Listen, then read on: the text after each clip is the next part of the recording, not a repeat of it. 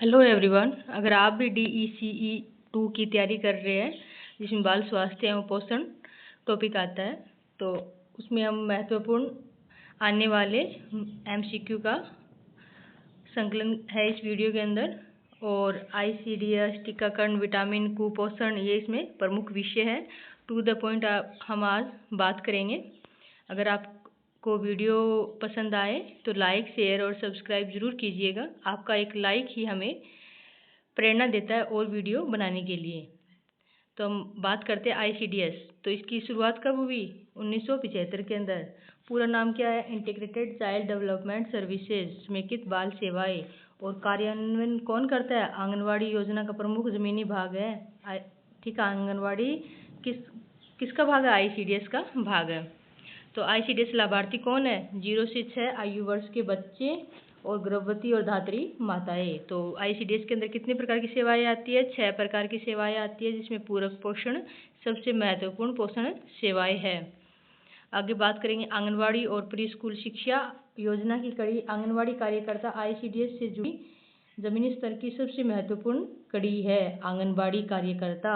और pre school कौन सी आयु वर्ग होता है? 3 से 6 आयु वर्ग प्री स्कूल के अंदर आता है। अब बात करेंगे संतुलित आहार एवं ऊर्जा। संतुलित आहार जिसमें सभी पोषक तत्व उचित मात्रा में शामिल हो, उसे हम बोलते हैं संतुलित आहार।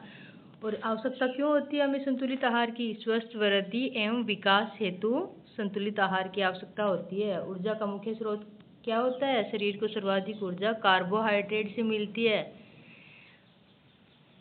सर्वाधिक ऊर्जा किससे मिलती है? कार्बोहाइड्रेट से, जिसमें ग्लूकोज शामिल है, जिससे इंस्टेंट एनर्जी मिलती है।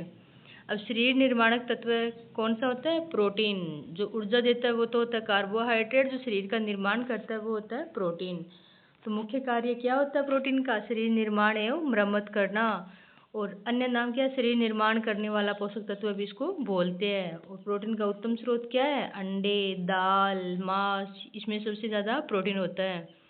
अब ऊर्जादायक तत्व और जल की बात करें तो ऊर्जा देने वाले पोषक तत्व कौन से होते हैं? कार्बोहाइड्रेट एवं वसा से हमें ऊर्जा मिलती है। और प्रोटीन शरीर का निर्माण करता है। जल क्या होता है? मानव शरीर में सबसे अधिक मात्रा में पाया जाता है, 60% तक जल पाया जाता है। अब आगे हम बात करेंगे विटामिन की, जिसमें विटामिन ए आता है। कि विटामिन ए की कमी से कौन सा रोग होता है? रतौंधी रोग होता है, रात में कम दिखाई देता है। और विटामिन B1 की कमी से बेरी रोग होता है, जिससे तंत्रिकाओं पर प्रभाव पड़ता है। और विटामिन C की कमी से कौन सा रोग होता है? विटामिन C की कमी से स्कर्वी रोग होता है, जिससे मसूड़ों से खून आना। और विटामिन C के प्रमुख स्रोत क्या है? नींबू और संतरा। विटामिन D की बात करते हैं हम, कि विटामिन D की कमी से रिकेट्स रोग होता है।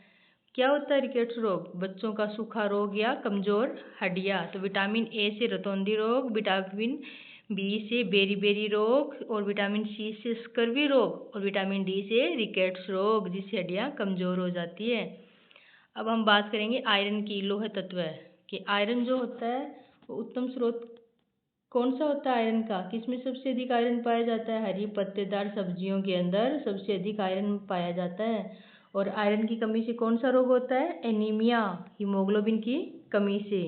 ठीक है, हीमोग्लोबिन की कमी से कौन सा रोग होता है? एनीमिया। और IFA गोलियां, इस प्रकार का क्वेश्चन आता है कि जो IFA है वो किस काम आती है? IFA गोलियां गर्भवती महिलाओं को एनीमिया रोकने हेतु दी जाती है। तो याद रखना कि IFA की गोली किस काम आती है? गर्भवती महिलाओं को एनीमिया रोकने हेतु दी जाती है। जिस महिला में एनीमिया आयरन की कमी है, जिससे एनीमिया रोग होता है, तो उसे IFA की गोलियां दी जाती है।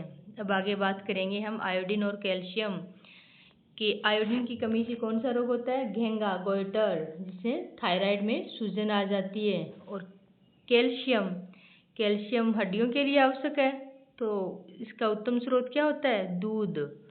ठीक है, आयोडीन की कमी से घेंगा रोग होता है, जिससे थायराइड में सूजन आती है। और कैल्शियम क्या करता है? हड्डियों का निर्माण करता है। और कैल्शियम का उत्तम स्रोत दूध होता है। अब बात करेंगे हम नवजात शिशु के स्तनपान की, कि नवजात शिशु को जन्म के 1 घंटे के भीतर स्तनपान शुरू कर देना चाहिए। ठीक है, 1 घंटे के भीतर हमें बच्चों को दूध पिलाना चाहिए। फिर फर्स्ट मिल्क यानी कि जो प्रथम दूध होता है माँ का, उसे क्या बोलते हैं? कोलेस्ट्रम। पहला गाढ़ा पीला दूध जो रोगों से सुरक्षा करता है बच्चे की, उसे हम कोलेस्ट्रम बोलते हैं। और 6 माह तक, यानी कि स्तनपान है, केवल स्तनपान बच्चों को कितने महीने तक करवाना चाहिए? 6 महीने तक। इसमें क्या करते हैं हम? 6 महीने तक बच्चे को पानी भी नहीं पिलाते, सिर्फ स्तनपान करवाते हैं। यानी कि बच्चा पूर्ण रूप से माँ के दूध के ऊपर निर्भर रहता है 6 महीने तक। तो सबसे पहले हम क्या करेंगे? क्वेश्चन आता है कि 1 घंटे के भीतर स्तनपान की शुरुआत कर देनी चाहिए। माँ का पहला गाढ़ा पीला दूध क्या कहलाता है? कोलेस्ट्रम कहलाता है। बच्चा है वो स्तनपान, पूर्ण रूप से स्तनपान के ऊपर कितने महीने तक निर्भर रहता है? या 6 महीने तक। उसके बाद 6 महीने के बाद तो हम बच्चों को पानी भी पिलाते हैं, अर्धतरल अर्धठोस भोजन भी देते हैं। बात करेंगे हम कुपोषण का अर्थ एवं प्रकार, कि आहार में आवश्यक पोषक तत्वों की कमी या अधिकता की अवस्था कुपोषण को दर्शाती है। अगर हमारे आहार में किसी भी पोषक तत्व की कमी है या अधिकता है तो हमारे शरीर में किसी प्रकार की विकृति आ जाएगी, जिसे हम कुपोषण बोलते हैं। अब ये मेनली क्वेश्चन पूछा जाता है कि PEM इसका पूर्ण रूप क्या है? फुल फॉर्म क्या है? Protein energy मेलन्यूट्रिशन। प्रोटीन ऊर्जा कुपोषण। बच्चों में सर्वाधिक पाया जाने वाला गंभीर कुपोषण है ये PEM, प्रोटीन एनर्जी मेलन्यूट्रिशन। इसकी फुल फॉर्म पूछी जाती है कई बार, तो आप इसको ध्यान रखना। इसको उल्टा पुल्टा करके पूछते हैं कि इसका फुल फॉर्म क्या है, कि प्रोटीन एनर्जी मेडिसिन है, तो प्रोटीन एनर्जी मेलन्यूट्रिशन इसका सही आंसर होगा। बात करेंगे हम बाल विकास एवं कुपोषण का मापन, कि सामान्य जन्म वजन, कि एक स्वस्थ नवजात का वजन लगभग 2.5 kg या इससे अधिक होना चाहिए। क्वेश्चन आते हैं कि नवजात का वजन कितना होना चाहिए? सामान्य वजन तो 2.5 kg या इससे अधिक। तो अब कुपोषण का मापन कैसे करते हैं? बच्चों में कुपोषण मापने का सबसे सामान्य तरीका उसका वजन लेना है।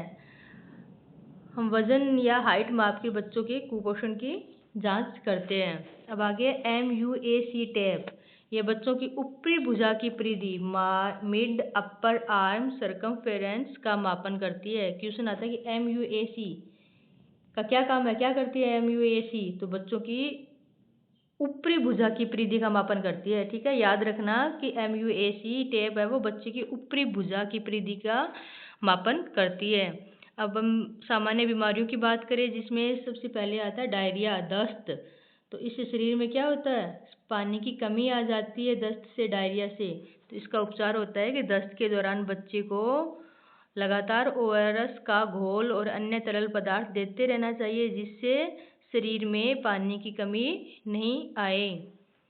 अब आगे बात करेंगे ORS का मुख्य प्रयोग क्या है, कि इसका सीधा प्रयोग दस्त के उपचार में किया जाता है। ORS का हम देखते हैं कि अगर किसी में पानी की कमी आ गई है तो डॉक्टर तुरंत ORS का घोल देते हैं, जिससे दस्त के उपचार में काम में लिया जाता है। अब टीकाकरण की बात करते हैं कि मुख्य उद्देश्य क्या होता है टीकाकरण का? बच्चों को जानलेवा रोगों से सुरक्षा प्रदान करना टीकाकरण का मुख्य उद्देश्य होता है। कार्य प्रणाली क्या है? टीके बच्चे के शरीर में रोग प्रतिरोधक क्षमता का निर्माण करते हैं, जिससे भविष्य में गंभीर बीमारियां नहीं होती। तो टीका क्या करता है? इंजेक्शन रोग प्रतिरोधक क्षमता का निर्माण करता है। और बच्चों, इसका उद्देश्य क्या है टीकाकरण का? बच्चों को जानलेवा रोगों से सुरक्षा करना। जो मैं आपको बता रही हूँ उसमें टू द पॉइंट क्वेश्चन आते हैं, तो आप सभी लाइनों को ध्यान से पढ़ें। प्रमुख टीके कौन कौन से होते हैं? BCG और DPT। BCG का टीका कब लगता है बच्चे को? यह नवजात शिशु को तपेदिक टीबी रोग से बचाता है, और यह बच्चों को जन्म के तुरंत बाद लगाया जाता है BCG का टीका, टीबी से बचाता है। आगे बात करें DPT का टीका कब लगता है? यह एक साथ 3 गंभीर रोगों से बचाता है। DPT में 3 बीमारियां शामिल होती है। D से डिप्थीरिया, P से पर्टुसिस जिसे काली खांसी बोलते हैं, T से टिटनेस।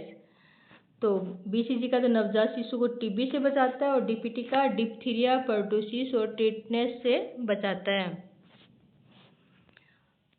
पोलियो और खसरा की बात करते हैं कि पोलियो का टीका यह बच्चों को पोलियो लकवा मारने वाली बीमारी से बचाता है। इसे ओरल पोलियो वैक्सीन बोलते हैं। मुंह में बच्चे को ड्रॉप देते हैं ना पोलियो की, जिससे क्या होता है? लकवा मारने वाली बीमारी से बच्चों की रक्षा होती है।